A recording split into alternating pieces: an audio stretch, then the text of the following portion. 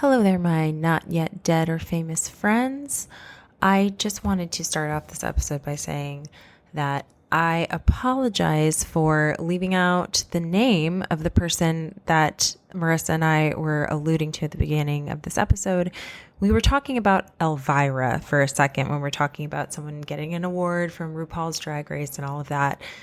Elvira is who we were talking about. We just never said her name. So I just wanted to fill that in here. Anyway, enjoy the episode. Bye.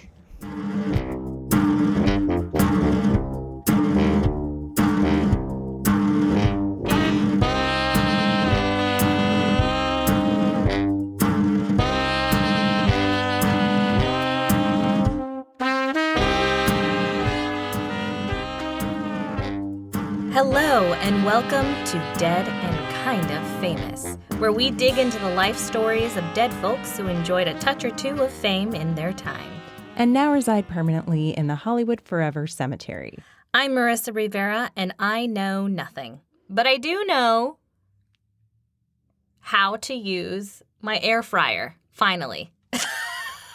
Good. We've had it for over a year, and I have finally mastered it. You've been bragging about how it works for everything that whole time, so I didn't realize that you didn't know how to use it. Be proud of me. I am proud. Thank you. I'm very proud. I am Courtney Blomquist, and I know way too much, about what we're going to talk about, but I don't know how to change a tire. I do. You do? I do. Oh. I do know how to change a tire. I've changed a tire too. In a thunderstorm in Florida was the last time I changed a tire. Dang. Yeah. I feel like that makes you infinitely cooler than me, and I'm just gonna I'm not gonna catch up anytime soon because I had a blowout on the freeway and Jesse came to my rescue because luckily I was close enough to home that he could walk for like a half an hour though. What? And came into this was a while ago, but yeah. And he did it. Here? Yeah. What the fuck?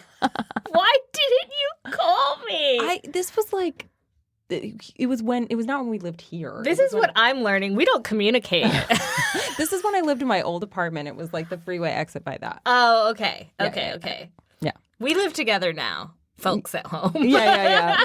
We live on the same property. On the same property in different houses. Yeah, so Yep. it's the best of both worlds. And our address is never mind. Okay. So today's episode is another multi-part episode because the subject it's so good. Ooh. It's a she again. Uh-huh. Her life story feels so truly Hollywood to me in that it is steeped in struggle and strangeness, but also had dazzling moments and an even more dazzling cast of characters. Dazzling, you say. There's a Ooh. lot of like tragedy and some, it's got levels. Okay. Some highs and some super big lows, but it's a dynamic story for that reason. Kind of like the sound in this episode if I keep pulling my face away from the microphone. Anyway, but we are talking about actress Maila Nurmi, better known as Vampira. Have you heard of Vampira before, Marissa? Yes. You have? Yes. Okay. What do you know about her? Wait, this is Mistress of the... No, she's alive. No, she's alive. That will come into play in this story. Okay. This is the original Mistress of the Night, if you will. I didn't know there was A lot of people don't. And so you know how you watched the finale of RuPaul's Drag Race recently, where she got the Lifetime of Achievement Award of Give Us Life Achievement Award. Whatever it was. Giving us a life. Giving us Lifetime Achievement Award. Yes.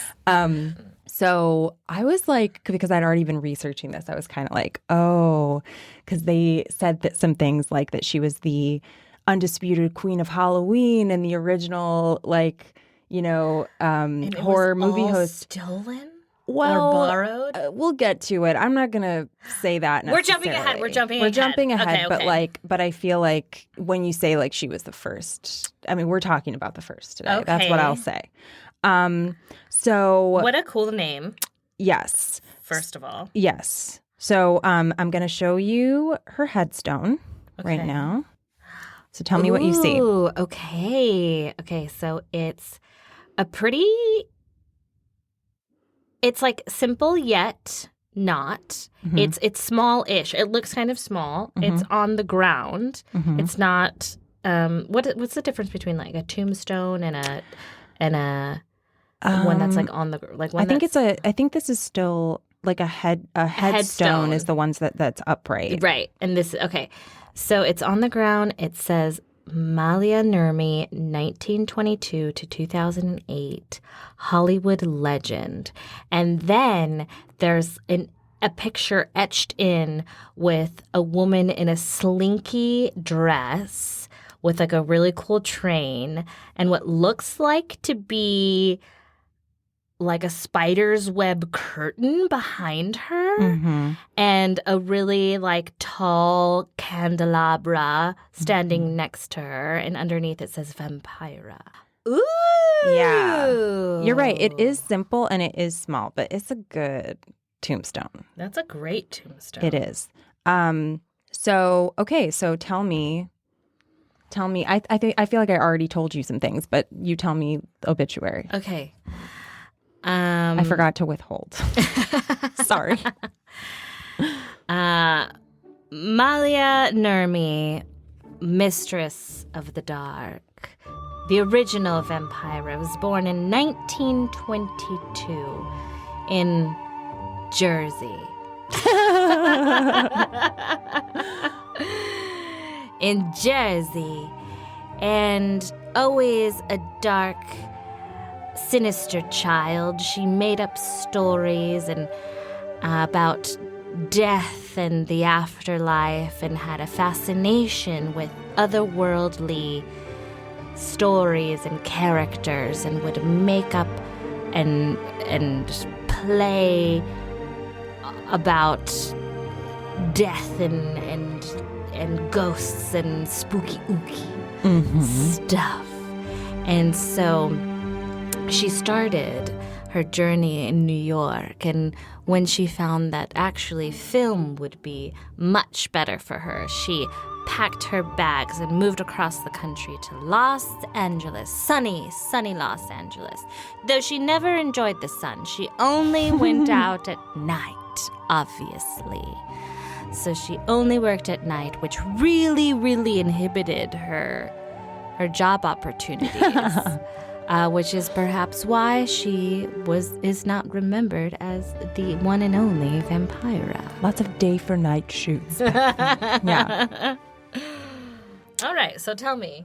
Okay, so all right, so you, in some ways, okay, like, yeah, she had some dark interests when she was younger. Also, she did go back and forth between Los Angeles and New York. That's what today is going to be about a lot. Ooh. But it started the other direction. Okay. She was born in sunny LA? No, but she started her adult career path in LA. Adult, like XXX adult? No, but sometimes adjacent. Okay. So for the time. Yeah. So anyway, all right. Let's get into the real story of Maila Nurmi. First of all, her grave says that she was a Hollywood legend, and she was. She was actually a trailblazer in the world of dark humor and the sexy goth aesthetic. Love that. So if you yourself... She's like a 1920s, like, flapper goth? No, because we're talking like 40s, because this is like, she was like as an adult. Right, as an adult. She was She wasn't like a flapper goth child? A flapper goth baby. Like, yeah. She's just like the Addams Family baby with the tiny mustache. Actually, that's like so relevant. But anyway, okay.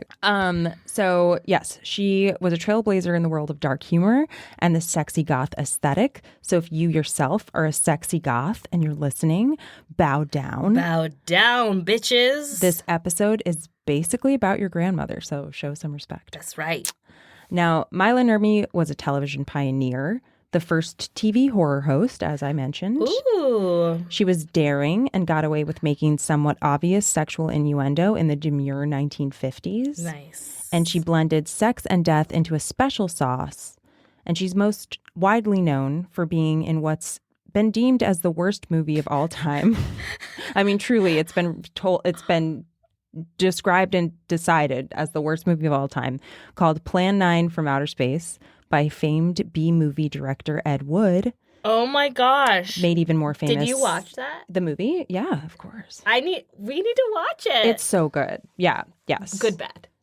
No, it's just good. Wait, the movie? Yeah. Oh, yes.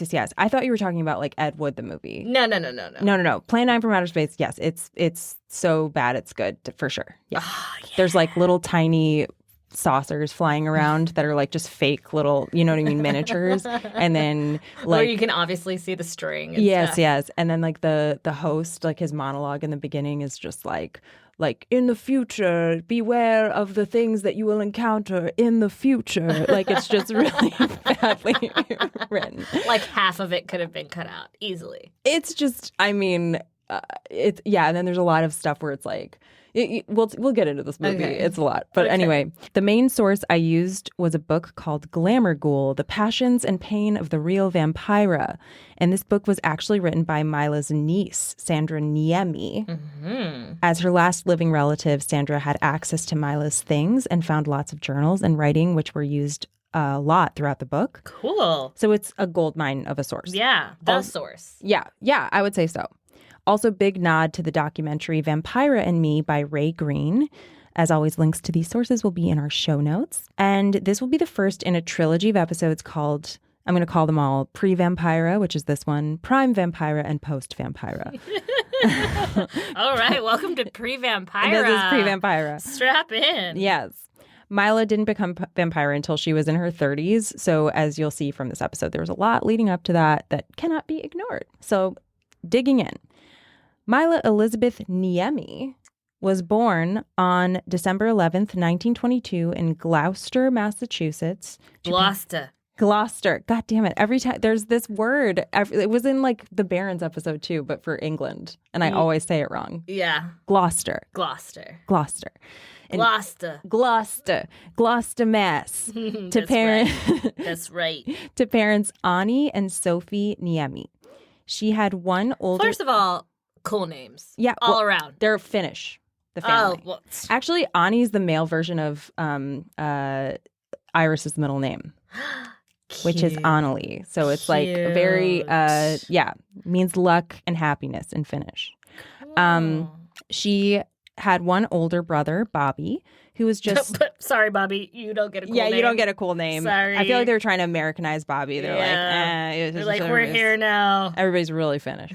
Let's just make you the one who can achieve some. You're the boy. Yeah. Give you the American. We'll give you the American name. Do well, son. Pat on the back. American dream. Go get it. Yeah, bootstraps, all that. So he was just 17 months her senior, so like Irish twins-ish. Mm-hmm. Her parents were both 100% Finnish, but her father was actually a Finnish immigrant, while her mother had been born in America. Okay. Oddly enough, at that time, even if you were married in America, if a woman married a man who was not a citizen, she would lose her American citizenship and obtain that of her husband's homeland. What the fuck? I know. And I'm sure it didn't work the other way. No, of course not. Oh, my fucking God. So even though Sophie had never been to Finland herself, she became a Finnish citizen in America. Oh, my God. Which is absurd. Absurd. When Maila was 4, her father took a job as the editor of, I can't pronounce this, but Pohan Tati, a Finnish language newspaper. Let's spell it. Yeah. Pohjan space Tahti. Yes. Okay. It's a Finnish language newspaper in Fitchburg, Massachusetts. From that point on, he began a 40-year career in journalism, always from a distinctly Finnish perspective, and moved around the country, or even back to Finland at one point, as work opportunities for his unique niche popped up. Cool. Yeah. Sometimes he took his family, and sometimes he waited as long as he possibly could before inviting them to join him. Okay. And this neglect led his wife, Sophie, to drink heavily. She is left alone with 2 children. Small children. Small children. How could you not drink, really? Right. This was pretty And what else was there to do as a non-American citizen especially living in some America? Some of the cities they were living in, like it's just like, yeah, it's like cold and like cold and dark.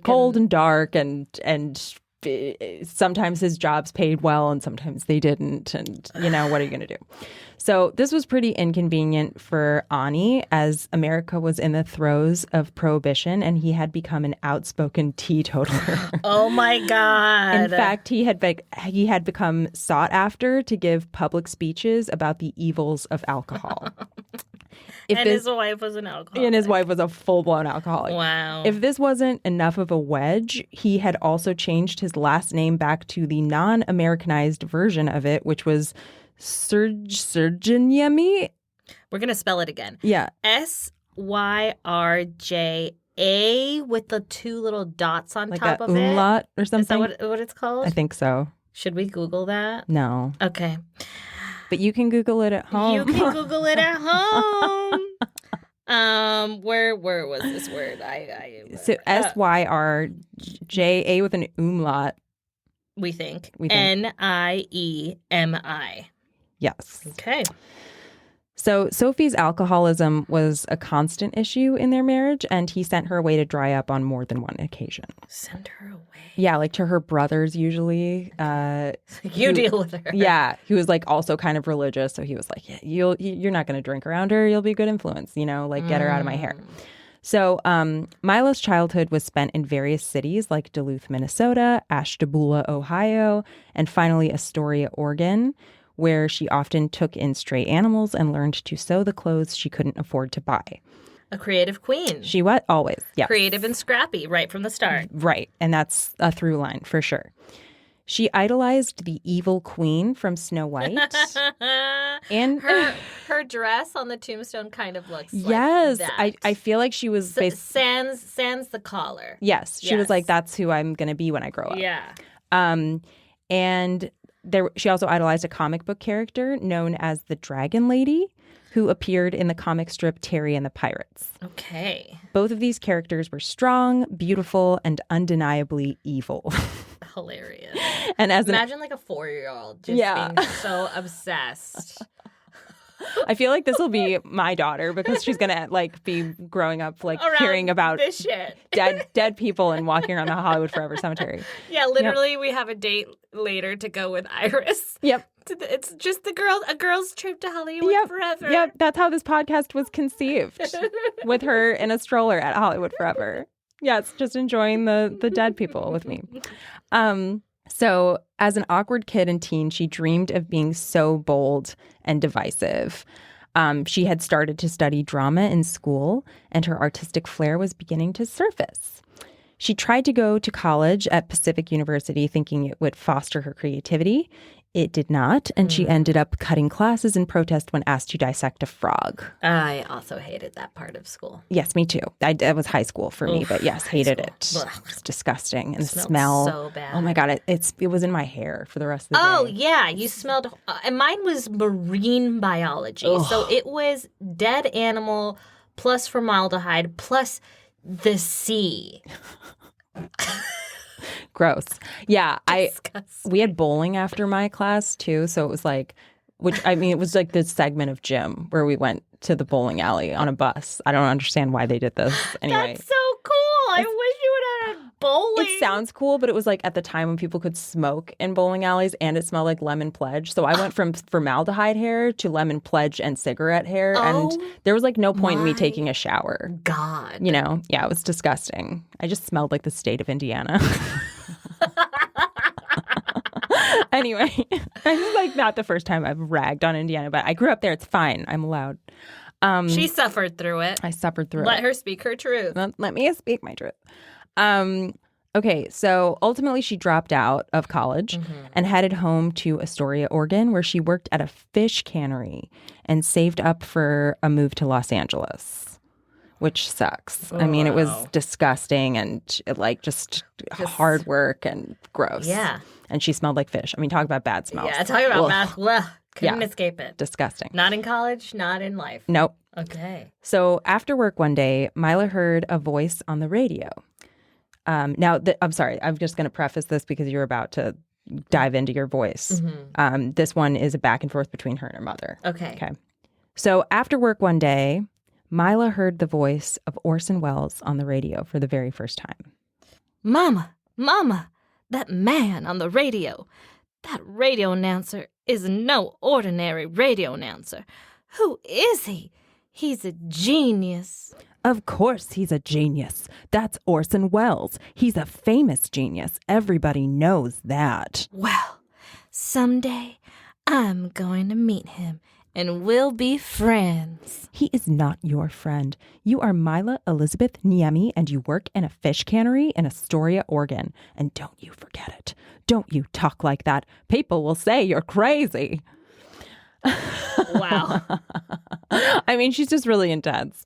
I feel like that's like such an intense response. But also, she's just like, get your head out of the clouds. I think she's been used to dragging her head out of the clouds. Right.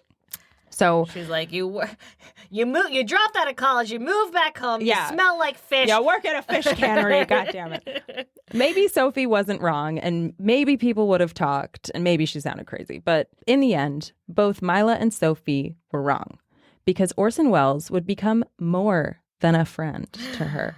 A lot more. Ooh. But not before Maila bounced across the country a couple of times like a pinball. Ooh, way to sprinkle in some sexy foreshadowing. Thank you. After Maila had saved up enough money and gotten a little temporary monthly financial help from her father, she got on a bus and headed to Los Angeles. At age 18, she was ready to flee the stink of fish and embrace the smell of freedom. The smell of smog. Yeah, right. Well, she'd learn. This was 1941. And speaking of Orson Welles, that was the year that Citizen Kane came out, which is known as the greatest film of all time. Such a, polar opposites here. Maila was living with her straight-laced aunt and uncle in the city, the same ones who fostered her mother when she needed to dry up over the years. And that put her father at ease, but made Maila claustrophobic. It kind of put a wrench in the whole freedom thing she was going for. Mm-hmm. So she odd-jobbed it, and having been inspired by Orson Welles, tried to find her way into radio. But she unfortunately encountered several scumbags who either assaulted her, like the agent she met with, who got a gouged eye from her for his lewdness. Good. Maila. Yep. Good. Or tried to photograph her half naked, like the man behind an ad looking for a good radio voice. Because, of course, you need a naked photo to be a good radio voice. Exactly. So Maila was so frustrated that she wrote in her diary, "No more show business for me. Everyone concerned is filthy in more ways than one." She was already over Los Angeles. For now. She saved up money for her next move, selling subscriptions to Look magazine, and then, without telling her parents, she hopped on a bus and bounced over to New York with another young woman who wanted out, named Gail. Well, actually, she dropped a letter in a mailbox on her way to the bus to let her parents know of her LA departure. Just as last minute as possible. Yeah. She and Gail were up to no good before even making it to New York. That's right. Hopping off that bus to make a few extra bucks for a couple days in a circus in the Midwest. Oh, my God. I know. They literally joined the circus. They literally joined the circus, only for 2 days. But that's like something I would have done. Like where I'm like, I did it for an hour. So I can say I did it. They met a carny on the bus who enticed them to do it. And they worked as the, quote, outside girls to lure men into the stripper tent and adopted the names Luscious Lola and Delectable Dora to do so. Look at this. That's going to be our nicknames. I love that. I call Delectable Dora. Okay, I feel, well, yeah. Marissa, well, not anymore. Not anymore. I just chopped off my hair. You chopped off your hair, but she definitely used to look like Dora the Explorer. Yeah, I had a Dora the Explorer haircut. Yeah. For sure. I mean, I made it look good. Like if Dora fucked. Oh, yeah. You know. I hope nobody at Disney listens to this, because I hope to get put on that show at one. Oh, yeah. So maybe cut this out. No. No, it stays. You have such high hopes for this show that Disney's listening. So most of the circus folk were off-putting, but Gail and Maila liked the mermaid girl, who was actually just a cute woman in a rubber mermaid tail. She gave them good advice. Never go to the outhouse alone. Always leave your suitcase open. Don't ever screw around with any of the men. And above all else, always carry your money in your brassiere. Words to live by. Mermaid Girl also mentioned that wearing her rubber mermaid tail made dieting unnecessary, and Maila would file this tidbit away for later use. Okay, just wear rubber and sweat it all out, Yep. I guess. Yep. The girls got back on the bus and made it to New York, but they were scraping by in that city and couldn't hang on to a job between the two of them. Of this time, Maila writes, As money got tighter, Gail and I decided that the most sensible approach to life was to stay in bed all day and conserve calories. Gail was the first to go Been there. Depression. Yep, pretty much. Gail was the first to go home with her tail between her legs, and then Maila followed suit by asking her father for money again to move back to Los Angeles. He gave her the money, but only under the condition that she live in a Finnish boarding house for unwed women working as domestics called a picatalo. Again, we'll spell. Piikatalo. Yeah. It's funny that there's so much Finnish culture like in the country at this time. Do you know what I mean? Yeah. That like all these places exist, because I feel like they don't now. Finnish specifically. Yeah, not even just like, well, I mean, specific Finnish boarding house. I guess it would have to be. It's like, I want to say, well, actually, Finland isn't even part of Scandinavia, but all those countries, even all the Scandinavian countries, have different languages. Yeah. You know, so it's like it would have to be whatever language. Interesting. Nordic countries, I guess, is what you categorize it as. It was a respectable boarding house. There was a curfew, and Maila hated it. Of course. She referred to it as a dungeon. But at least she had another shot at LA.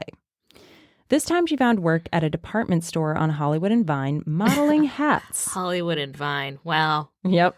Just the real the epicenter of it all. Yep. She also found a roommate. And as soon as she was making her own money, she fled from the boarding house as fast as her feet could carry her. With Hollywood being steeped in supporting the war effort at the time, the girls took to sidling up to men in uniform and linking arms with them in order to get into exclusive venues. On one particular night where they had done this, fate would introduce Maila to her idol and more than a friend, Orson Welles. My eyes having at last accustomed to the dim lighting, I heard this glorious voice. I whirled around, and there, seated near the back, was my one true god, Orson Welles. Well, I paid no mind to manners or protocol, and instead rushed over and descended upon him like a crazed peahen and sputtered idiotically, "Why, you're Orson Welles," was something equally asinine. His response, his exact words were, "Why, yes, indeed I am. And who might you be, my winsome lass?" Winsome lass. Yeah. My winsome lass. I don't know. I picture him like just like sounding like an old man all the time. You know what I mean? Yeah, I can't do her voice doing his voice. So No. You get what you get, people, okay? No. But I'm just like, it's yeah. Winsome lass. Yep. Because he says old man things. Yeah. Even then. He sure does. Maila showered him with compliments like a crazed fan, then got embarrassed, downed her cocktail in one gulp, and walked away. But then Orson came to find her. Ooh.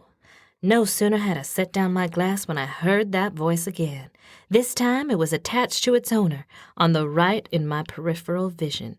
"Excuse me, miss, but my friends seem to have abandoned me. Would you care to join me?" It was he, Orson Welles. Had he witnessed me swill my Manhattan like a seasoned Skid Row bum? Regardless, the master was requesting I join him for conversation. My feet did not come in contact with the earth as I moved to his corner booth. Once ensconced with Mr. Welles, I complimented him in a more controlled way. I told him how I dreamed of a career in radio, which began a discussion on the subject. All the while I sat entranced, simply mesmerized by the sound of his golden voice, and at the same time being all a tingle at the nearness of him. He said he was currently planning an outdoor extravaganza, a spectacular show to entertain American men and women in uniform. Admission would be free to all servicemen and was to be some sort of carnival or magic show. Magic being his true passion, he said. Of course, at the mere mention of carnival, I immediately revealed to him my brief experience in the Strut and Smile sideshow, which heretofore had been something I swore never to divulge to a living soul. Orson said he'd wanted her to perform in the show and then walked her outside to call her a cab. And then the both of us were standing at the curb, and Mr. Wells put his arm across my shoulders, turns me toward him, and kissed me. Not just some little cheek peck, but on the lips and on a Hollywood Boulevard for all the world to see. I thought I was either dreaming or perhaps dead and in heaven. Orson then followed her into the cab, saying, "How else would I ever find you?" Then escorted Maila to her door. Ooh. Though Maila had never expected to see Orson again, he sent a bouquet of flowers to the front desk of her building with a note saying that a car would pick her up for dinner. Oh, my. I know. After their dinner... Suave. Very suave. After their dinner, Orson asked if she wanted to come back to his place to see his etchings in regards to the show he was producing, which is like... What a line. What a line. What 100%. a line. Like, such a line. When Maila got to his place, it was a modest bungalow in West Hollywood, not the mansion she'd imagined. I was a virgin, pure as the driven snow. But this man in front of me was Orson Welles, the genius, this god in the flesh. I swooned. I nearly collapsed. I was breathless. I was in love. The first time Orson saw me scantily clad in a boudoir, he said, "Magnificent carcass."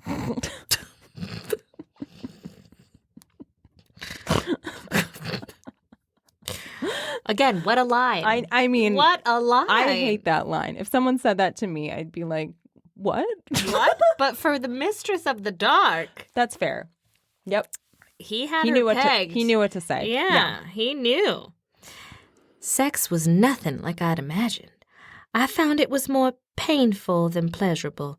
But here I was being groped and penetrated by a man who nearly suffocated me in the course of his lovemaking.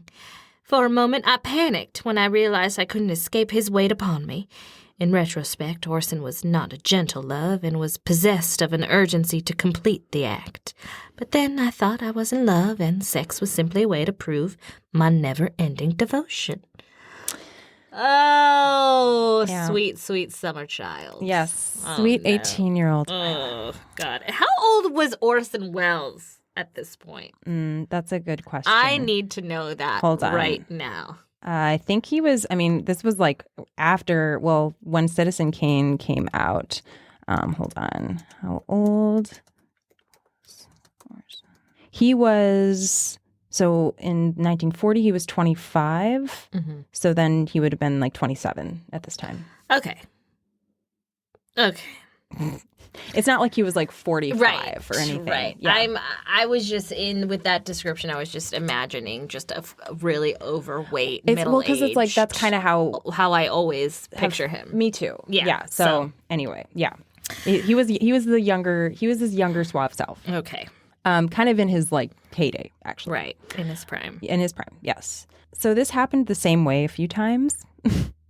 This is really great lovemaking. But soon the flowers stopped coming. And Maila, young and in love, panicked. She went back to the bungalow in West Hollywood and knocked on the door. She was met by a man in a bathrobe who was not Orson. He played dumb and acted like he had no idea what she was talking about. He doesn't live here? What do you mean? Though Maila didn't recognize him at the time, it was a popular actor named Joseph Cotton. And over the course of a few days, Maila realized that Orson and Joseph shared the bungalow for the purpose of bedding paramours. Wow. Imagine having just enough disposable income to have, like, to buy I guess you are sharing the cost. I mean, of I feel like this is a hookup house. This is the plot. Did you watch The Apartment with me? Another old movie? No. That's like the plot of that movie, but it's like all the businessmen take advantage of the like underling businessman's apartment because he's a bachelor. I've read the script. Yes. So it was like a popular thing. If you were going to have an affair, you had to have a place to go at the time. It was like a common problem. And everyone just like had their days, had their nights, their assigned nights. Yes. Yes. to the apartment. Or Yes, the, yes. Or the bungalow. So this is like for them, they would just have their assigned nights, I'm sure. So as if this wasn't insulting enough, Orson had also rescinded his offer to have Maila perform in his show, saying, "It would be maddeningly distracting for me to work so near to you, my love." Blech. Yeah. It was just after this realization that Maila discovered she was pregnant and sent a note to Orson saying that it was a matter of life and death. He never responded. Maila writes, I was just a girl, a nameless, faceless girl that he'd fucked. Nothing more, nothing less. At 20, my life was over. It was in listening to the radio, nauseated by her pregnancy, that Maila learned Orson was marrying Rita Hayworth. Yes. And so it was back to New York for Maila again, not because she was thinking about her career at the moment, but because her parents were actually living there. Her father's finished journalism career had landed him in the city. Maila told her parents she was pregnant, and they banded together to help her. Neither of them, to her surprise, asked questions or judged her, which is big of them. That was nice. Yeah. They took her in at her father's place in New York, and he even gave up his own bed for her to sleep in. So, he's kind of a mixed bag so far in the story, her father, but he seems to have shown up at the right moment here. Yeah. Knowing that she could barely take care of herself at the time, Maila planned to give the baby up for adoption. On March 11th, 1944, I spewed forth a son. It was an excruciatingly painful experience and one that I vowed to never repeat. I thrashed and cried out in agony, alone and afraid save for the doctor and a cruel nurse who kept tightening my restraints each time I made a sound. She kept telling me to be quiet and that it didn't hurt that bad. Later, I learned she had never given birth herself. The child was born wailing, and they laid him on my stomach while they cut the cord. While he was still wet from the trauma of being thrust so unceremoniously into this world, I was allowed a brief moment to see my son. He was bald and looked ever so much like a plump and peeled potato, the most beautiful little potato in the world. In that moment, my mother's heart yearned to snatch him up and run away. But then, he was gone. So sad. That's sad. Her son was adopted by a rich couple from New Jersey. In the book, Sandra Niemi... Oh, Jersey! There we go. There's Jersey. There it is. There it is. In the book, Sandra Niemi says, what would he think if he knew his father was Orson Welles, the author, actor, and producer of arguably the greatest movie of all time, and that his mother, Maila Nurmi, starred as Vampira in the worst movie of all time? That's quite a birthright. Wow. And indeed it is. Indeed. I wonder if he's just like a middle-of-the-road mediocre man. Maybe we'll find out later. I don't know. After recovering from the traumatic birth, Maila's father helped her move to the Lower East Side in New York, where rent was cheap. Mm-hmm. Renewing her focus to break into the entertainment industry, Maila strategized a way to be close to the rich and famous with her day job so that she'd be noticed. Pretty smart. Yep. She convinced a luxury hotel to hire her as a bellhop, even though she was a woman. Wow. She told management that most of the boys were gone to war and thought to herself that if she could give birth, she could manage to lift a few suitcases. Amen to that. Yep. Though she mostly worked near the residential elevator, there was one day a week that she was promoted to doorman, and this gave her the greatest visibility. There were actually write-ups about her in the New York World Telegram and The Sun, calling her New York's first bellhop, B-E-L-L-E, bellhop, and featuring her picture. Cute. Yes. She also worked as a cigarette girl before tiring of working as a servant in wealthy circles. We all tire of that eventually. Yeah, it gets old. It does get old. Sure does. Sure does. She wanted to get back in touch with her creativity and work for the common man. So she went the opposite direction and started working for the Hobo News, or as she called it, the paper of the great unwashed. Okay. The hobos in this instance were remnants from the Great Depression. It was a place where a pot of stew were the place she worked, the magazine. It was a place where the pot of stew was always available for the hungry. And Maila related to the hobos because her own life was relatively transient and had been since she was a child. Yeah. But she started in her father's footsteps, writing a column for the Hobo News that had the hobos in stitches. And don't we all want to have the hobos in stitches? Listen, everyone loves to be entertained. It's true. It's true. So she helped sell the paper for tips in bars as well, and she created characters to do so, such as Darling Dietrich and Countess Cuckoo. I would wait at the end of the bar with my stack of newspapers till someone put on a selection from the jukebox.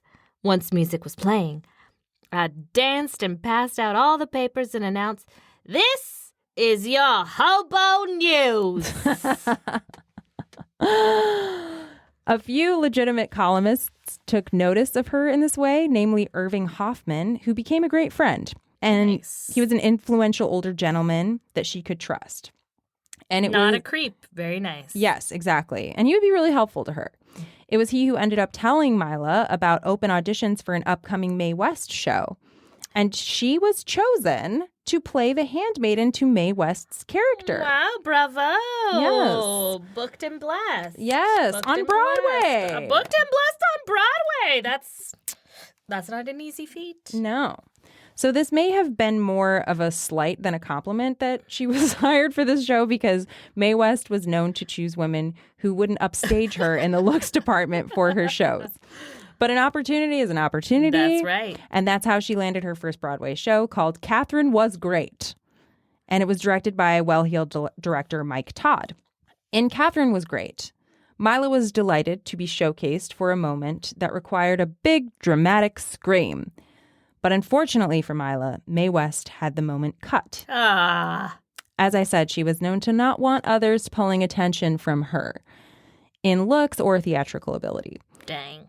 So when the show opened, the reviews weren't great, but at least Maila was working. Mm-hmm.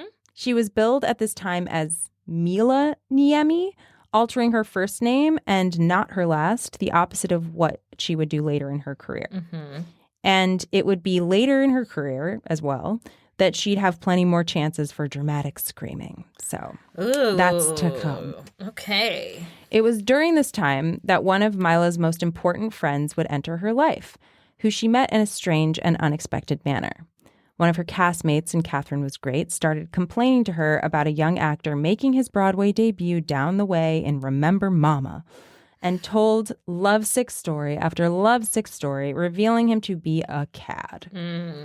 Maila couldn't take it anymore. Her ears were sick of it, and she decided to take matters into her own hands. She got his address, went to his apartment, and told him off. And that young actor was Marlon Brando. He invited her inside where, quote, I had given more than just a piece of my mind to that young actor. they're kind of... Yeah, he swooned her. He swooned her. He sure did. Their kind of friendship with benefits of sorts endured for decades in one form or another. So this is not the last that we'll be hearing of him. Sheesh. But her tenure in Catherine Was Great would not have the same kind of longevity. Maila got on Mae's bad side and was fired. Maila claimed that the reason for this firing was because she'd upstaged West, and she resented Mae West for the rest of her life for that reason. This woman holds a grudge. Listen, I mean, if someone gets me fired from a show, Yeah. I'd fucking... Yeah. They'd be dead to me, too. Yeah, that's fair. I mean, Wouldn't sure. you? Yeah, Yeah. sure. Yeah. I mean, right. It's like not like you'd have great things to say about them at the Yeah. very least. But as they say, one opportunity leads to another. And shortly after being booted from Catherine Was Great, Maila was cast in Mike Todd's other production called Spook Scandals, which was essentially a glorified series of skits set in a cemetery. Oh, she's finding comes. her Yes, niche. She's finding it. Okay. And Maila played a dancing skeleton. She made an impression as a bumping, grinding, screaming skeleton, and she wore a skeleton bodysuit and was also able to use her exaggerated scream that Mae West had vetoed from the Catherine Was show. Great. Yeah. All I can think about in describing that is this song. skeletons and shivers down your spine. Shrieking skulls will shock your soul, seal your doom tonight. That's all I can think about. And then she's just like, describing her. Dramatically screaming. and she made such an impression. She really did. It's like hard to imagine how this made such an impression, but it did. So the turnout for the show was so bad opening night that it immediately closed after just one performance. But her good friend and influential columnist was in the crowd that night, Irving Hoffman. Oh, supportive friend. And Irving Hoffman made a point of panning the show in his column while still managing to shower his young friend with adoration by saying, Maila Nurmi is Hollywood's answer to every dream. And this compliment would take Maila far back to Los Angeles, that is. Oh my gosh. Yes, that's right. Again. Time number. That's exhausting. I know. And Hoffman's column was influential enough that it was regularly scoured by movie head honchos. Oh, and his review of Maila alone led her to be inundated with movie offers out of nowhere. Wow. I know. Just offers? Straight offers? Straight offers. Jeez. So this included an offer from the famous director Howard Hawks. Hawks was the director of films like The Big Sleep, Bringing Up Baby, and His Girl Friday, which were all huge movies in the 30s and 40s. Yeah. Yeah, like all the big, like fast talking. Right. Yeah, important news. And this is Mile a Minute. That was like, yeah. Yeah. He was also the director who had discovered Lauren Bacall and made her a star. Upon reading Hoffman's column, he had sent men in New York to send photos of Maila, and then immediately, just from seeing her photo, extended a contract to her without ever meeting her, which she accepted. Well, yeah. Yeah. She'd be crazy not to. Right. To the chagrin of her parents, Maila headed back to L.A., and on the long train ride west, she devised a plan to rebrand herself, writing this in her journal. I am excited to be at the end of this trip and again in Hollywood. I am here because my performance as a sexy skeleton made an impression upon the famous director, Howard Hawks. Ironic because my family closet is full of the unsexy variety, and if I can help it, none will ever see the light of day. So goodbye to you, Mr. Wells. Coward, you are nothing like your public perceives you to be. You are the unabashed saint of deceit. I'd hate you if I didn't still love you, my forever closeted skeleton. But don't be afraid. You're not alone in there. No one will ever know that my family moved from one town to another like a band of ragged gypsies, or that my father was a fanatical temperance man who lectured thousands against the evils of alcohol while my mother stayed home to swill bootlegged wine. Now is my beginning. Maila Nurmi from Gloucester, Massachusetts, is dead and resurrected as Maila Nurmi, niece of Paavo Nurmi, the flying Finn of Olympic fame. She will say she was born in a log cabin in the far reaches of northern Finland in an area known as Petsamo. She was 2 and a brother 3 when they arrived in America with their parents, and they all lived happily ever after. Such a lovely story. Wouldn't you agree? To be continued in the event of stardom. I love that she wrote that in her journal. To be continued in the event of stardom. Yep. And so, looking through her obituaries, remnants of this fictionalized story that she just created still persist as truth. Not all of it, but like the whole, like her being born in Petsamo, Finland, and emigrating to America, like is all in there. And none of that happened. I don't think she's ever been to Finland. I don't think she had ever been. Jeez. So, but her father was from there. But She truly rewrote her story. Yes. So a new woman by her own invention, Maila Nurmi was now back in L.A. The third time's the charm, right? Her future seemed bright. Without even meeting Maila, Hawks had already prepared a vehicle for his new star and planned to have her play the female lead in a vampire-led saga called Dreadful Hollow, the story of an evil Eastern European countess who preyed upon young visitors to her Victorian mansion. That sounds like the role of a lifetime. That sounds like exactly up her alley. Yeah, like that sounds, I mean, honestly. Yeah. It's good. It's great casting. Yep. I hope it works out. I mean, we'll see, but So, it sounds great. yeah, I know. And I mean, she like, got a car wait, what? in LA. Had already prepared a vehicle. Oh, no. The vehicle is the movie. Got it. I was like, oh, man, she got a sweet car out of the deal? Wow. Oh, yeah. No, just a movie. Just a movie, which is enough. Sure, yeah. So when Maila walked into his office for the first time, the meeting went quite well. But after having her makeup redone in a way Maila wasn't thrilled with, and then receiving the disgruntled comment from Hawks that she, quote, needed to have her teeth fixed, her confidence took a hit and she felt rejected. Honestly, such a Hollywood thing. The teeth thing, I mean, everyone has veneers. I know. It's crazy. Everyone has the same chiclet's teeth. It is so weird. It and is really off-putting. weird. It's uncanny valley over here. It really is. Yeah. So I feel like we've complained about this before. We have complained and by about we, this before. I mean me. Well, yeah, no, we've discussed. But I think like she talks about it a little bit more in the book, where like she had never been to a dentist. Like her family was, I don't know. I guess it's just like something they weren't accustomed to. Like, I don't know if that was like a Finnish thing or something. I'm not sure. But like, so she never went. I think there was like a little bit of she just got used to not smiling with her teeth. Right. Anyway, her confidence took a hit and she felt rejected. A feeling she did not ever take well. Who does? Nope. However, he also said, let's send her around and see what happens. So the reality is that he wasn't giving up on her. He just thought that there was more work to be done than he'd originally anticipated. But Maila heard humiliating rejection, and that's all she heard. So shockingly, she stormed into Hawk's office, refused the seat he offered her, and said, "You have someone make me up to look like an unwashed harlot and turn me out into the streets. I am not a commodity to be traded or sold to the highest bidder." Then she removed her film contract from her purse, tossed it on his desk, and said, "Kindly find a place for this in one of your numerous wastebaskets." And that right there is the moment that explains why Maila Nurmi did not end up having much of a film career at all. Jesus, she just shot herself in the fucking foot.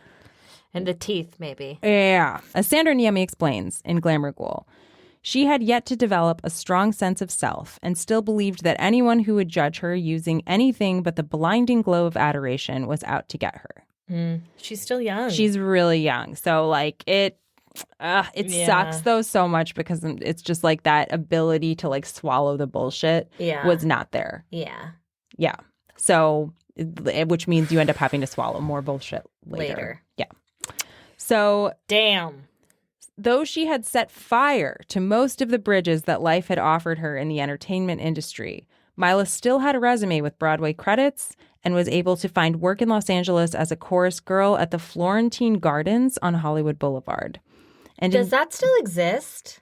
I don't think so. Okay. Let's look. Yeah. Wait, it's a historic venue in the heart of Hollywood. Still there. It's still there. Looks like a strip mall. Mm-hmm. Must have been more impressive at the time. Yeah. Anyway, so she got a job as a chorus girl at the Florentine Gardens on Hollywood Boulevard.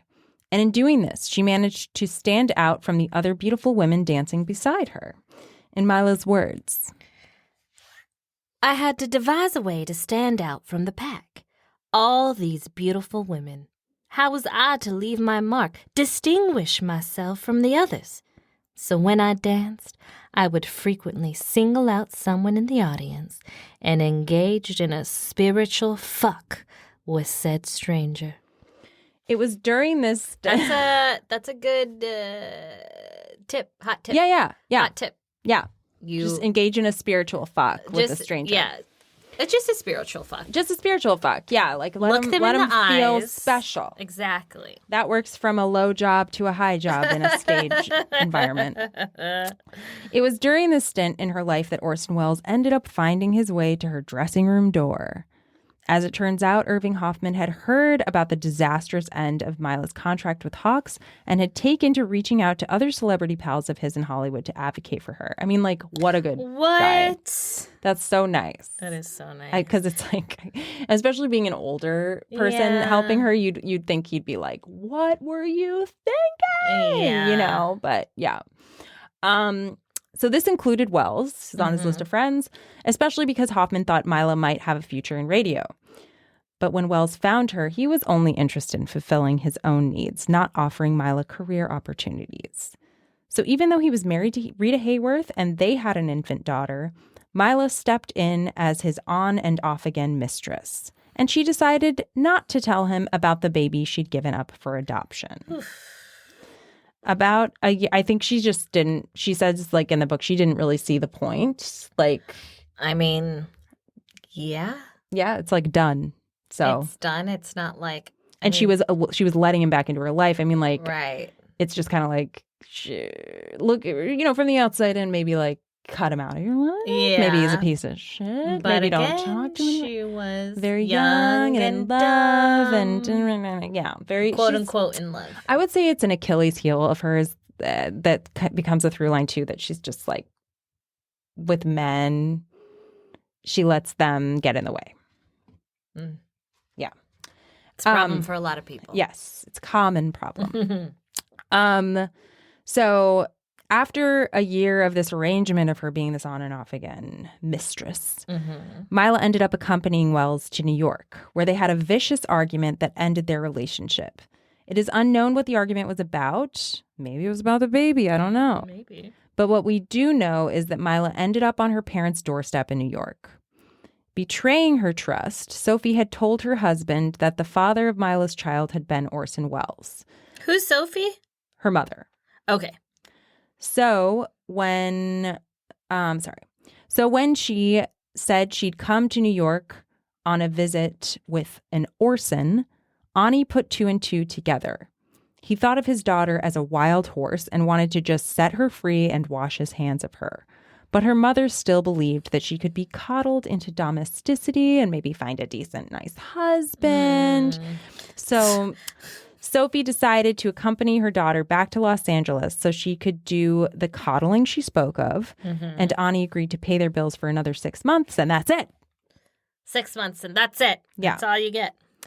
Maila continued working as a chorus girl, this time at a club called Earl Carroll's. And Sophie pampered her and doted on her, doing her laundry in the kitchen sink and keeping it neat and pressed. And at the end of the 6 months that Ani had agreed to, he made contact in the form of divorce papers. He was done. He was done. Ooh. With the logic of the drunk that she was, Sophie blamed Orson Welles for her divorce from her husband. And an Orson Welles-shaped chip sat firmly on her shoulder. Gosh, the whole family just fucking hates this man. Man. Well, Maila would hate him if she wasn't so in love with him. Yeah.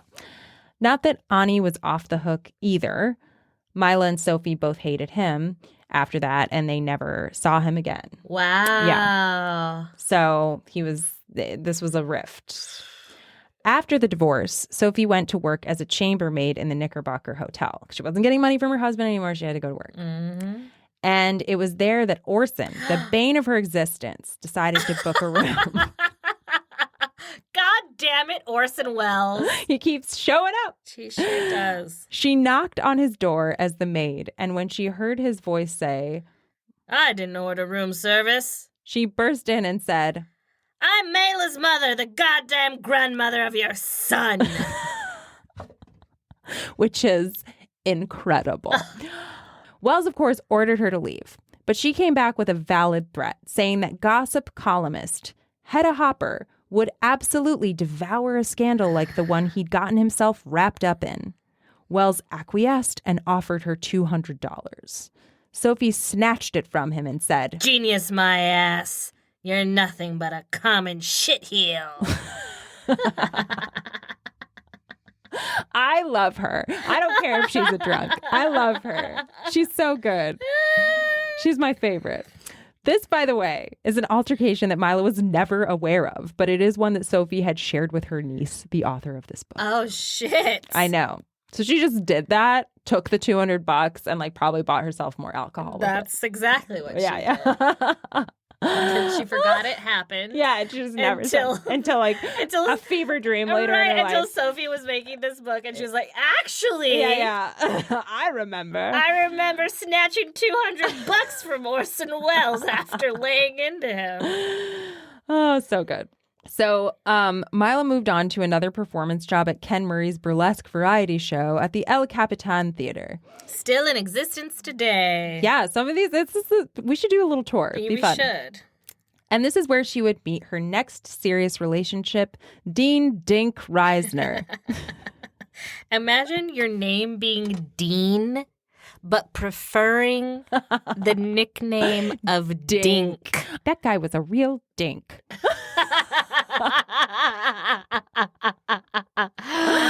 So, and it works for this guy. It applies to him, I feel, as an insult, I mean. Dink had been a child actor in his youth, known as Dinky Dean. Jesus Christ. I know, even performing with Charlie Chaplin at one point in time on the film The Pilgrim. In any case, the moniker Dink stuck with him into his adulthood. And great, I guess. I want to say poor guy, but I want to see if he deserves it. So let's continue. Yeah. At the time Maila met Dink, he had just finished making a film that he directed and wrote called Bird and Coo. It is about a town of parakeets, I shit you not, who've been invaded by an evil crow called the Black Menace. And the film was performed entirely by trained birds on the smallest set in history. And this film actually won an honorary Oscar, which is like, I don't understand how that is even possible. What? That is so confusing. And of course, I looked this movie up. I feel like we'll have to like do an offshoot kind of like Patreon thing about this or something, like because I did look it up and it's absurd, but it's just like a full tangent. So is it like a full length movie? Yes. It's not like a short film. It's like a full feature length movie. Yeah, because I didn't watch the whole thing. I watched enough of it to understand. It has a part in the beginning where it has like the bird trainers like being like, and this is like, see, this is whatever, introducing you to this actor, and like, look at him crawl on my hand, and like, you know what I mean, like a little behind the scenes moment, and then it's just like voiceover with these birds walking around this like tiny set and being like, oh my god, it's not. There's not really a plot. Like I'm not impressed. I'm impressed by the birds. Right. Crows are so smart. Yes. But if he wrote this script, I am not impressed. That the writing is the least impressive part of this entire thing. So anyway, at the time that got made and got an honorary Oscar. right? What the fuck are we doing? It was that just goes to show you. Make the thing. No, this was a different time. They were like, this is revolutionary. Look at these birds. Oh my God, what a genius for even thinking of this stupid idea. But no one else had thought of it. It's true. And he got an honorary Oscar. So do you have an honorary Oscar? No, I don't. And Neither I never attempted to make a bird film. I never did that, no. Everyone's wondering what to do with the parakeets that have been let loose in Los Angeles from like what did you say, like a pet store or something? Oh no, like, those are parrots. Parrots. Sorry, parrots. So yes, the green parrots in Pasadena. Well, maybe someone should make a film with them. Put those bitches to work. It worked for get another Oscar. Yeah. Anyway, okay. So at this point, Milo is 26. Oh God, she's only 26. Yeah. So she fell super hard for Dink. Which is a hilarious she's sentence. Like, oh my God, the bird film, it's just really what won me over. Oh my God. If it wasn't your name, it had to be the bird film. He had some issues, however. He had begun drinking when he was 13 and was now an alcoholic. And he'd also squandered many of the opportunities in the film industry that had come his way by missing deadlines and the like. So in a way, that's kind of like it's kind of what she was similar, used to. Yeah, also what she was doing herself. Maybe not like being an alcoholic, but a self-saboteur. A self-saboteur, yes. But either way, Maila dove in head first. She worked as a hat check girl at that point to support them both so Dink could focus on writing. Oh, my God. I know, just completely sacrificed herself. Jesus. They moved in together and called themselves Mr. and Mrs., but they never actually married. That's one smart thing she did, probably. Yeah, but she still talks about him as that he was her husband. She always said he was her husband. Interesting. So smitten as Maila was, it's undeniable that there was a lot of drinking and fighting early on in this relationship. But it had its sweet parts, too.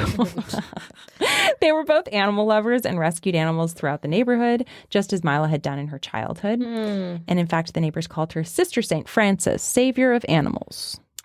That's sweet. It is cute. That is very sweet. So Dink had an ex-girlfriend who was a bikini model, forging ahead, named Barbara Freaking, which is... Oh. An even better name than Dink. Yeah, Barbara Freaking. I wish that Dink could marry Barbara Freaking and take her last name. So his name would be Dink Freaking. Anyway, because it's really just, it's Freaking. It's exactly how I'm saying it. Yeah. So when they were watching a movie, him and Maila were watching a movie in the theater, and a local swimsuit ad came on, there was Barbara. And Maila heard Dink drool out her pet name, Freako. Her pet name was Freako. Like as if let's spell it.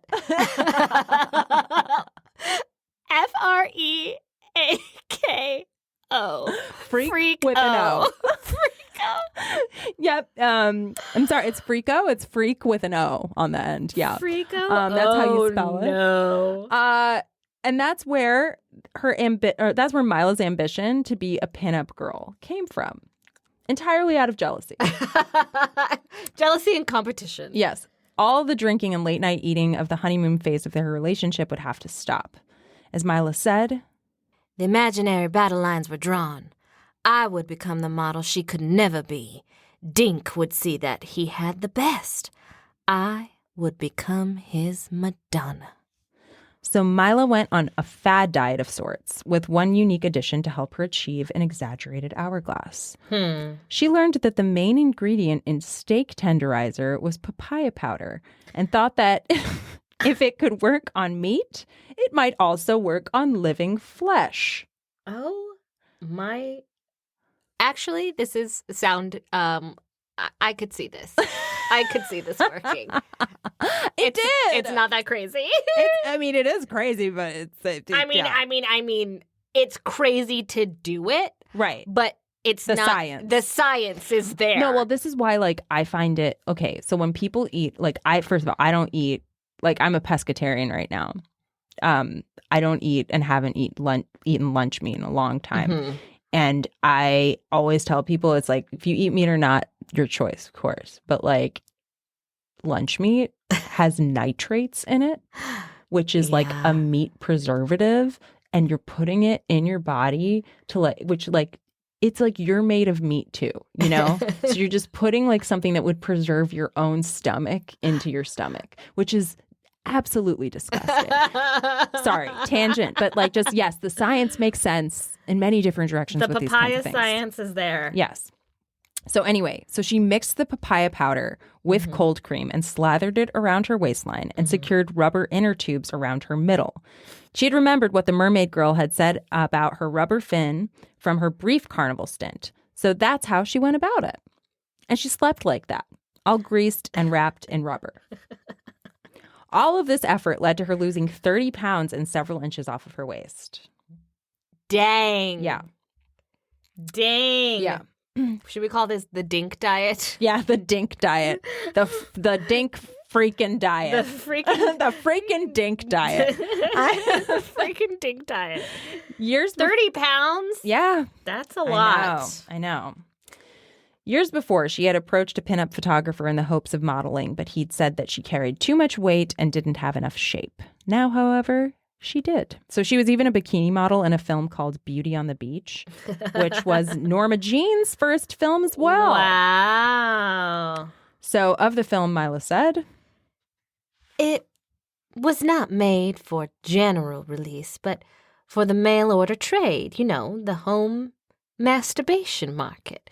You could say it was made for private release.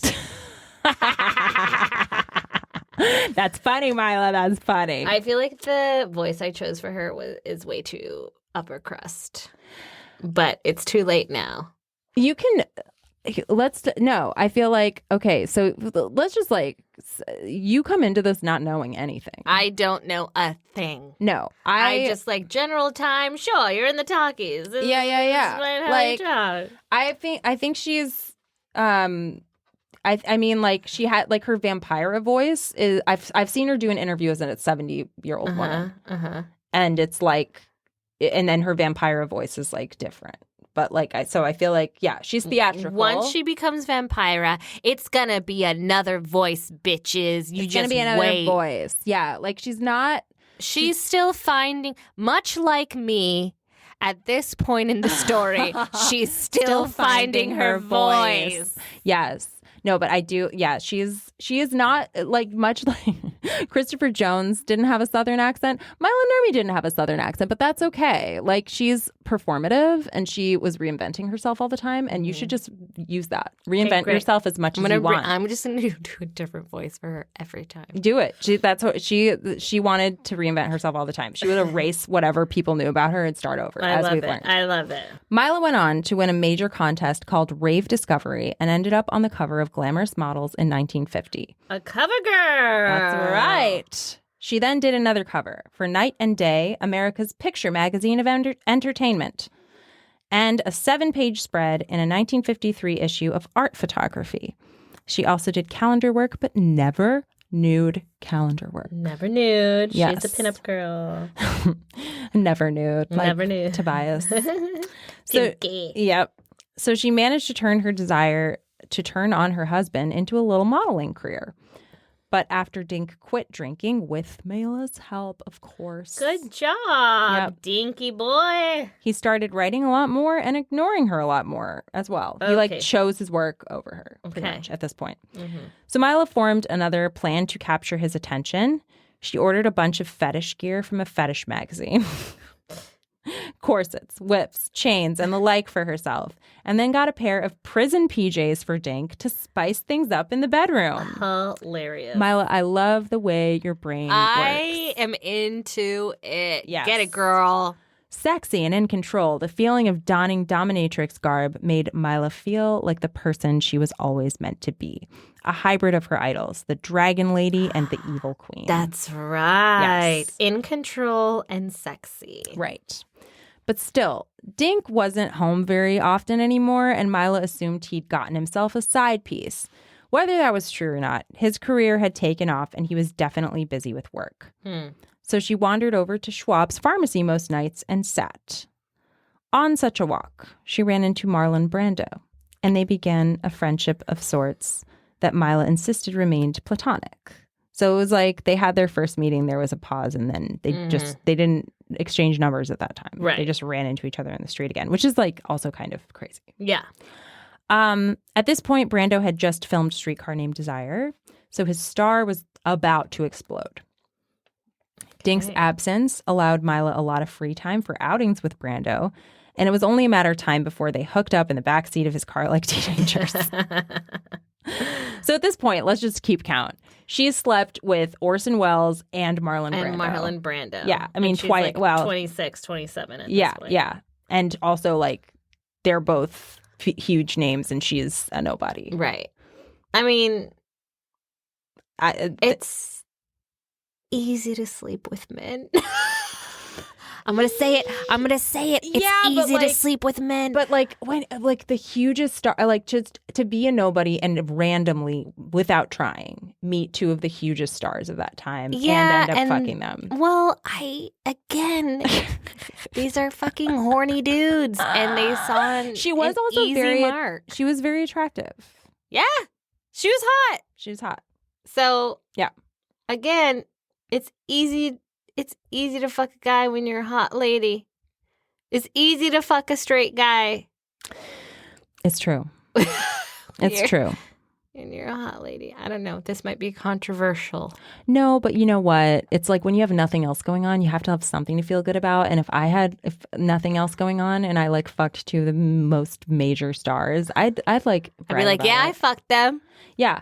I would be like, I got something special. Yeah. Maybe she did. She had a magic pussy. Maybe she did. Who knows? You don't need it though. It's true.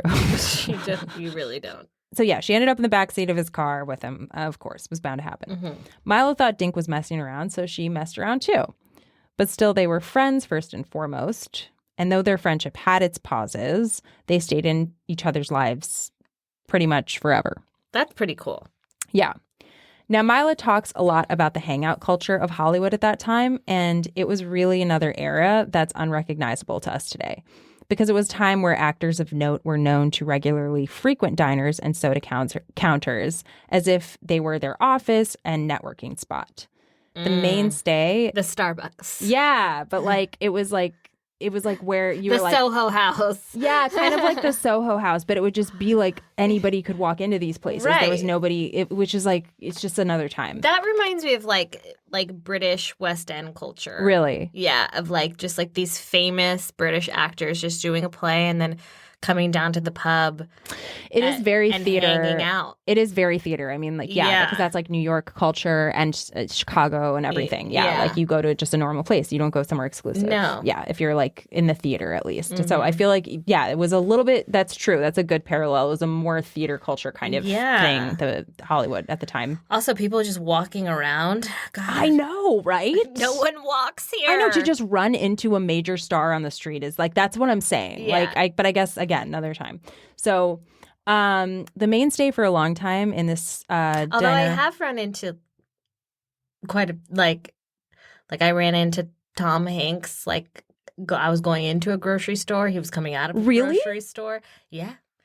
I mean, I guess that's nice. a huge. That's huge. I also ran into oh my gosh, what's her name? She plays Maybe on. Oh yeah. Aaliyah Shawkat. Aaliyah Shawkat. I ran into Aaliyah Shawkat. I was in the worst fucking traffic in West Hollywood, and I was turning one way and she was turning the other, and we were kind of just like stuck on opposite corners, and we were both just like, fuck this, I hate fucking traffic. We would both look at each other, and I was like, God. And she was like, and this is all mimed, of course, because I'm in my car and she's in hers. But I was like, oh, it's you. And she's like, yeah, it's me. And I was like, you're fucking great. Just like, you gave her two thumbs up and a millennial heart. Oh, I was like, you're fucking great. And then she's like, oh, thank you. And she oh, thank you. She gave me a millennial heart. That's very sweet. And then the traffic moved, and we were both just like, oh, finally, okay, bye. That's great. I mean, when I first moved here, I kept seeing Randy Jackson everywhere, like the judge from. It's a no for me, dog. Yeah, exactly. And I felt like it was like he says dog exactly as much as he does on the show. It's not a put on. It's like I would just hear snippets of this conversation, and dog is every other one. That's so funny. So yeah, that was my big first celebrity sighting. Well, you know what? But in both instances, both Tom Hanks and Aaliyah Shawkat both had just like regular cars. Like, I think Tom Hanks had like a Toyota Prius, and Aaliyah had like an old sedan. I mean, honestly, though, why do you want a nice car anymore if you're going to park it on the street? Because truly, someone's going to fucking rob you. Like, I'm just saying, like, someone will run into you. Even if your car isn't that nice, it's just new, someone could try to rob you. Yeah. So, like, don't, you don't drive a Lamborghini down the street and park it. Like, just don't be an idiot. Honestly, like, a car's already a waste of money. Come on. Come on. So, okay. All right. So the mainstay for a long time in this hangout culture was Schwab's Pharmacy, which I've already mentioned. Where does that still exist? No. Okay. I don't think so. Hold on. There's an old like soda shop pharmacy in Pasadena. Yes, that's what I'm picturing. I think that's like you're picturing the right kind of thing. No, it doesn't exist anymore. But so anyway. That was where respected mainstream actors like Shelley Winters, who we've talked about before, Shelley Winters, Lloyd Bridges, and Humphrey Bogart could be found debriefing between jobs. But when Wow. a new joint opened up next to Schwab's called Googie's, all the Hollywood offbeats and nonconformers moved in and set up shop. This cohort included Maila, Dennis Hopper, and James Dean. Maila hadn't met Dean at this point in the story, but she would. So more on that in part 2. Dun, dun, dun. Yes. For Maila, it was where she felt most at home and where she found her people. So with her relationship with Dink on the Rocks, she found herself in a booth at Googie's more often than not. And as she sat in that booth, she started thinking about her next move. She was approaching 30 and aging out of the pinup chorus girl hustle that had served as her career thus far. It wasn't what she dreamed of anyway, and it was time to move on. With television having just entered the living rooms of America, Maila saw an opportunity to make her mark. Maila had been inspired by the comic strip Charles Addams was making for the New Yorker called Homebodies. That's like what the Addams family is based on. That was called Homebodies. And it's the family that would later solidify, into the Addams family. It featured a weird family doing everyday things beneath a layer of dark humor. For example, one Charles Addams comic strip features the family preparing to pour hot oil on a group of Christmas carolers. It was very edgy stuff for the times, and it was exactly up Maila's alley. In her wildest dreams, Maila wanted to bring this concept to television. And that was not something that had happened yet, though of course it would later. One of Maila's friends, Rudy Gernreich? I'm not sure if I'm saying that right, but... We'll spell it. Gernreich. It's Gernreic. Yeah. Did I say that? You did. You're right. The N erased itself when I read it. Anyway, so he was becoming a success as a fashion designer and let her know about the Bal Carib, which was a costume ball that truly allowed those who wanted to be noticed to be seen with important eyes. Oh. So Maila decided to go as a version of the matriarch of the Homebodies comics. So who was just like a costume, like a upscale costume party slash... It's kind of see and be seen. Right. Yeah, event. So she went as the matriarch of the Homebodies comics, who wasn't yet Morticia. And since her dud of a boyfriend, Dink, refused to go because he, quote, wasn't interested in a bunch of queens prancing around in full drag. Not an ally. Yeah, this is where we are like, yes, Dink, you deserve your stupid name. Your stupid dinky name. Yeah. I hate you.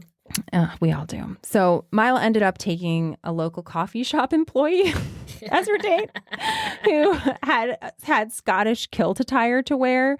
So at least he had some form of a costume. That was like her criteria. Do you have something to wear? All right, great. Her date didn't matter because Maila was the one who was going to steal the show anyway. That's right. Maila meticulously crafted her costume, patterning it on newspaper and hand-stitching it together. I don't know if you remember that, but earlier... That's right. She knows how to sew her own shit. Yes. The ball was at one of the clubs Maila once danced at, then called Earl Carroll's, now called the Moulin Rouge. And when she walked into that ball, she looked like the farthest thing from the cutesy chorus girl this building had last seen her as. Nice. Now she had black stringy hair, a tattered edged gown with threads that hung at her elbows, and bare feet, and then blue oxygen depraved lips. Wow. Maila carried herself as a silent, unbothered zombie all night. And she got the same kind of attention that Cinderella received when she showed up at the ball in her glass slippers. The crowd ate up her shtick. Still playing a mute, Maila won first prize in the costume contest. The other winner was a man dressed or not dressed as a naked cowboy. So the guy in New York. Yeah, the guy in New York. Also not an original. Not an original. Her prize was a portable radio, and when she silently accepted it, the crowd was chanting, "Charles Addams, Charles Addams." They got her reference, and she'd made an impression. Nice. Do you want to see a picture of the original, Charles Addams comic? Oh, yeah. Yeah. Okay, I remember seeing these. I remember these. So it's like you can't really see her shoes, or she is tall, but she's not super buxom actually. She's more skinny and willowy. Skinny and willowy and kind of emaciated looking. Yeah, and her definitely the hair is flat and stringy. Yeah, flat and stringy. And so it's a different take on Morticia. As luck would have it, a newly minted TV producer was at the ball that night. His name was Hunt Stromberg, and he just stepped into his role as program director at KABC Television. He was trying to figure out an enticing way to present the slew of third-rate movies that the station had available to show, and he felt that Maila's Charles Addams-esque ghoul would be the perfect host to present these subpar horror films to their audience. However, he didn't even know Maila's name, so he desperately started asking around, and he asked her fashion designer friend, who told her about the ball in the first place, Rudy Gernreich. And he said, Do I know her? Of course I do. She is Maila Nurmi, the first woman in Southern California to wear backless shoes. She's in the phone book under Mrs. Dean Reisner. The first woman in Southern California to wear backless shoes. Backless shoes. Love this voice. And so Maila met with Hunt Stromberg at KABC. She had cropped blonde hair, wore all black, and donned a cape. For that meeting, yeah, she was like, I know how to dress. I love it. Stromberg explained his idea that Maila host a lineup of late-night horror flicks as the Charles Addams character that she'd portrayed at the Bal Caribe.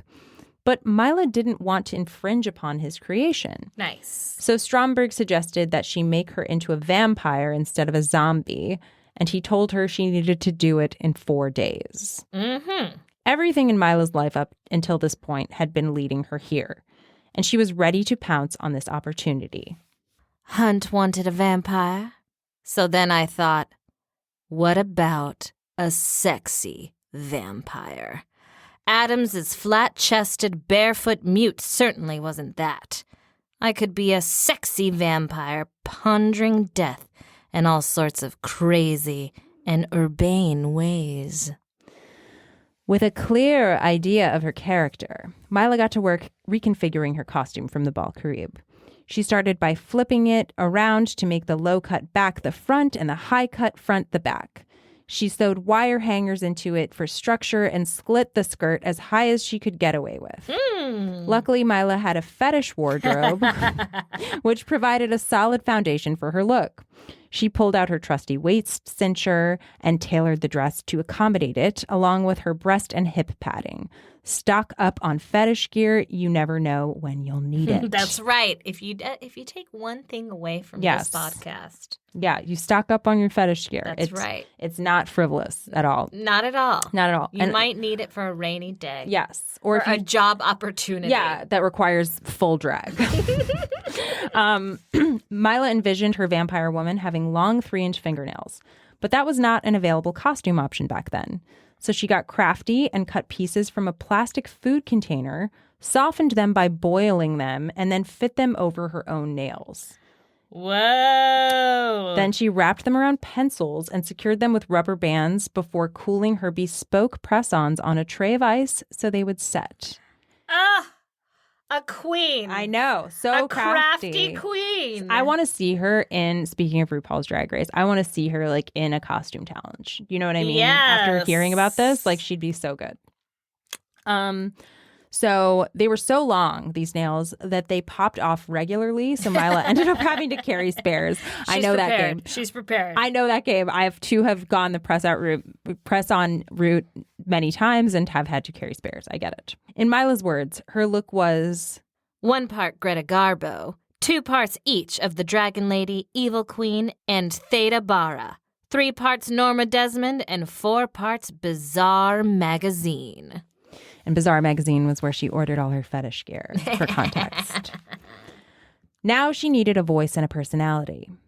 She unveiled her character at KABC by whisking off her cape to reveal her sultry costume and svelte, meat-tenderized waist that was cinched to the gods. She pulled a long cigarette holder from her cleavage, offered them a cigarette, and they ate it up. Wow, I'm eating it up. I'm just imagining it and I'm eating it up. Yes. Maila was officially hired and Vampira was born. And this is where we're going to leave it until our next episode. I know. But there was a lot of pre-vampire. I mean, like, can you imagine leaving any of that out? No, you can't. You can't. It's just like that backstory is insane. It's insane and necessary. Yes. So that was Pre-Vampira. Yeah, so next week will be Prime Vampira, where you can, or next time, it's not going to be every week. So next time will be Prime Vampira, where you can hear all about the splash that Maila made on 1950s television and more. So thoughts and impressions, rapid fire. Oh my gosh. Okay, fascinating. Yes. Also, I don't know if it's like no one talked about this at the time, but like I think it's hilarious too that she's like, I'm going to move to New York and LA and do New York and LA, New York and LA to be this actor, but like she didn't take any acting classes. No, you're right. Yeah. She was just like, I'll just put meat tenderizer on my waist and shack up with famous people. Well, like, what? I don't even feel like shacking up with famous people was part of her strategy, really. I mean, she did want to be seen and I noticed. don't think she had a strategy. She didn't have a strategy. She was just floating about and had like a strong aesthetic, which goes to show you that a strong point of view can get you really fucking far. Yeah, and I feel like even before the thing is she always had that point of view. So, but it's like the stuff that was always like innately in her. Yeah, and so the stuff that led her to opportunities were always kind of dark. Like that's what people saw in her. Yeah. Like, so it's like she saw it in herself and other people saw it in her, and it's like, yeah, it's such a bummer that the Howard Hawks thing didn't Did work. that movie get made? The one that he wanted to make? No. I mean, I think that was like something he was making just for her and scrapped it. But yeah. Yikes. So but anyway, yeah, I feel like, yes, she didn't truly have a plan. And no plan, no strategy, no training. No, but I also feel like, I don't know if she thought of herself as an actress, really. I think that it was like a time. Well, she wanted to be a radio performer. She wanted to be a radio performer. I think she really wanted to be like the auteur and artist. And like, I kind of feel like there weren't words for what she was trying to do at the time. And I feel like she ended up being more categorized as like and truly was like more of a performance artist. She really wasn't going to be the person who was transforming herself into like a bunch of different roles. I mean, even though she kind of did that to an extent, like when she was like selling the newspapers and stuff and creating these characters and things. But I still feel like, yeah, maybe she would have fit into an improv world. I used to do that shit too. Yeah. I would just get so bored, like waiting tables. Oh my God. And working at all these stupid places. And I get so bored, and you just play games with yourself. Right. And like create your own character and just like, I'm going to be Scottish for the day. You told me that. I never did Scottish. I can't do a Scottish accent. It always goes to English. Right. You told me that you did that. And I would go around doing accents all the time. That's so obnoxious. I know, it is. But I was fucking bored. I know. Well, that's the thing. I mean, like, it's true. She's trying to like sell a paper. Like, I'm going to come up with characters to do it. And like, whatever. I think it was the same kind of thing. But I feel like, yeah, I don't know. And maybe it's also just the time. I think like people did go get training. She was around people who had training. She was like around Marlon Brando and these other Brando was Stella Adler's baby. And James Dean, we didn't get to him yet, but she's very close to James Dean. And so like I feel like this is all like those guys were like studio actors. So I don't know. Like I feel like maybe I don't know if it was like just not the way she saw herself. I mean, she must not have really thought like I'm an actor's actor. Like it wasn't the same. Yeah. She wanted to like make a mark with a very distinct thing instead of being chameleon. I feel bad because like obviously the family rift, but like I get her dad being like, "What are you doing? Yeah, You're just moving across the country, back and forth with like no clear, like not a plan, not a vision. Yeah. Like you're not going to school, you're not getting training, you're just like waiting to be discovered. You know, like right? Yeah. No, I mean like, and I do delusional. But I also get the side of it where it's like, I've got to like be free and make my own money and figure that out, and then getting completely distracted by that, which I think is actually what was What do going you on. mean, like, I gotta be free and make my own money? She kept asking her dad for money. Well, he got her money to get places, but then it was like, you have to live the way I want you to live. So like her whole thing, I mean, she's That's young. true. Do you know what I mean? So it's That's like, she's true. like, I don't want to live the way you want me to live. Right. I'm going to go make my own money and get my own place. And that became like her whole focus every time, which I don't relate to that part of the story at all. I like didn't move around the country being like, Dad, can I have more money to do this? Like I never did that. But at the same time, like I do understand the side of it where you're like, oh, I'm going to just try to pay for my own place and then getting completely distracted by doing that. Yeah, Yeah. absolutely. So I think, to give her the benefit of that, that's part of it. But yeah, there's so many times where I'm like, oh, especially the Howard Hawks thing where I'm like, oh, why did girl, you, why? Why? That's yeah. so bad, But anyway, she'll find her way in some ways. We'll get to it. But yeah, there's more. I'm looking forward to Prime Vampira. Prime Two. Vampira is, yeah, we're going to hear more of her and like there's some clips and there's some stuff. So there'll be more of that. But anyway, thank you so much for joining and we'll see you next time. Bye. Bye. If we've piqued your curiosity, please subscribe on Substack at deadandkindofamous.substack.com. We list each episode there along with photos, newsletters, sources, and more. You can also find us wherever you get your podcasts. Dead and Kind of Famous is written, researched, and produced by Courtney Blomquist. It is co-hosted by Marissa Rivera. We tag team on socials. Jesse Russell and Courtney Blomquist do our editing. Until next time, you might not be famous, but you got a story to tell and you're not dead yet.